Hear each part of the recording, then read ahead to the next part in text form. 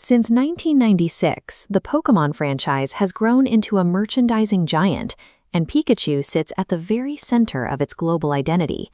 But early in the brand's development, the plans for its lead character looked very different. Ken Sugimori's original vision for the mascot was a pink, fairy-type creature named Clefairy, who was initially intended to star in both the games and the animated series.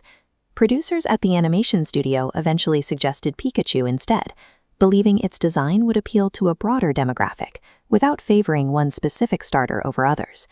Pikachu was elevated to the face of the brand, leaving Clefairy without the central role it was originally designed to play. Following that shift, the writing surrounding Clefairy began to deviate from typical mascot standards, moving away from relatable charm and into more erratic territory. Standard mythology often places fairy-like creatures in Celtic circles or forests, rooting their power in local nature. Clefairy's backstory ignored those earthbound roots, with early Pokédex entries and the anime identifying the species as a group of extraterrestrial travelers.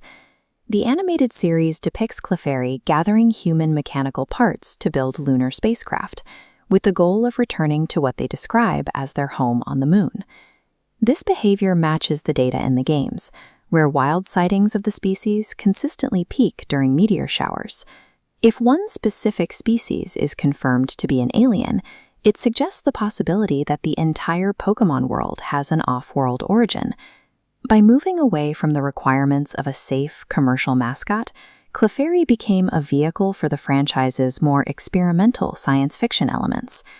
This same unpredictability exists in the real-world trading card game as well. The original base set Clefairy card introduced a mechanic called metronome, which captured the character's volatile nature. Metronome allowed Clefairy to copy any attack currently on the field and use it at random, regardless of the energy requirements usually needed for the move. That distinct mechanical identity keeps early prints and modern promo cards, such as the Lily SMP, highly valuable among collectors today. Clefairy wasn't a consistent performer. It functioned as a wild card that introduced significant variance into the early competitive meta. That erratic history contrasts with Clefairy's current reputation in professional, high-level tournaments. Usage data for the 2026 season shows Clefairy as a top 30 pick, appearing frequently alongside massive, aggressive legendary Pokémon. This durability is achieved through an item called Eviolite, which mathematically increases the defensive stats of unevolved Pokémon.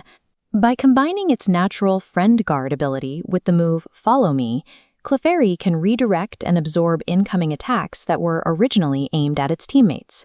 This specific utility allows powerhouses like Calyrex Shadow to safely attack, turning individual turns into championship wins. The species that was passed over for the lead role has become a standard choice for protecting the primary threats in competitive play. Over 30 years, Clefairy has moved from a scrapped marketing concept to a specific, functional piece of the series' competitive fabric. It remains one of the few species in the setting with documented extraterrestrial technology, and in battle, its specialized stats make it a consistent defensive anchor in high-tier play.